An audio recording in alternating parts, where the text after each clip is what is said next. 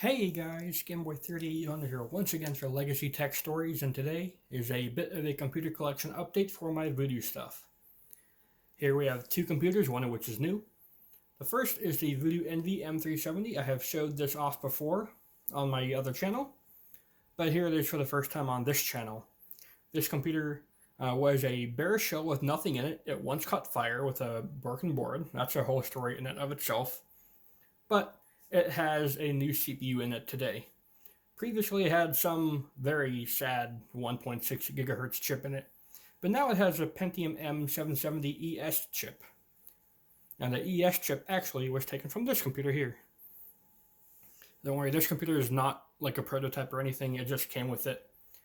I suspect, like any good gamer, the previous owner of this machine here tried to extend its life by getting a cheap eBay upgrade ES CPU.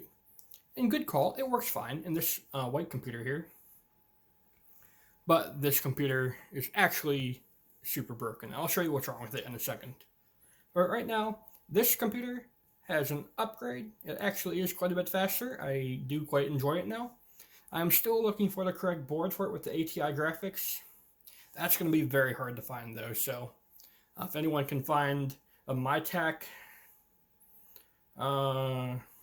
8050 motherboard with the ATI graphics, let me know.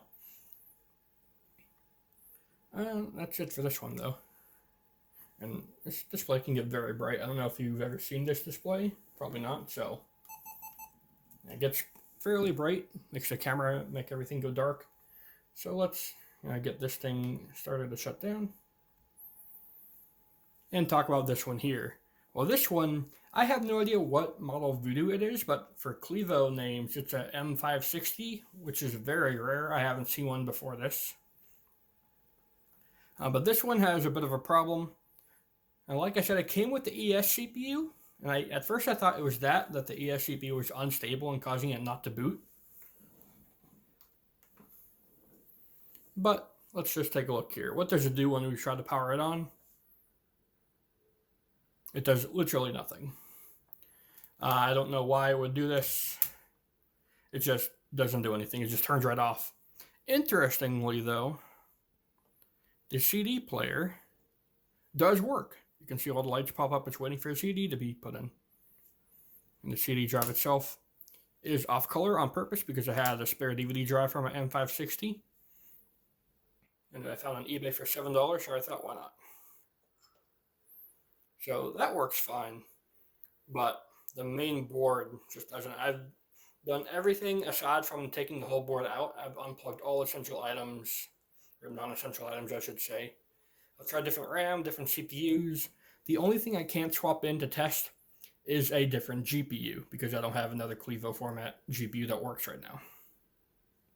So I'm thinking the GPU is toast and mega dead, or it could be the board that's toast and mega dead. Honestly, it's anyone's guess. I've tried a few different CPUs and they all do the same. So let me know what you think, or if you can find me a cheap board for this that works, I'll pay for it. Just let me know. And there is one more thing. If you've seen this channel even a little bit, there's a new computer I want to bring to light to you all.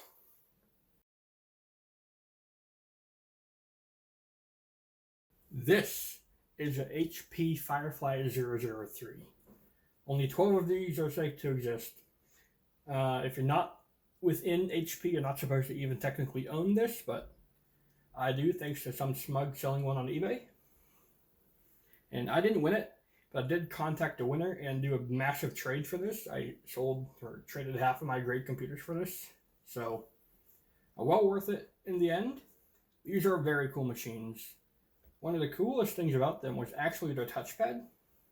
If you have your middle finger on the touchpad and use your index finger or ring finger, that can act as clicking. And I can't seem to disable it. I personally don't like it. It would have been pretty cool for the time. And the speakers on this unit are fantastic, I'll have you know.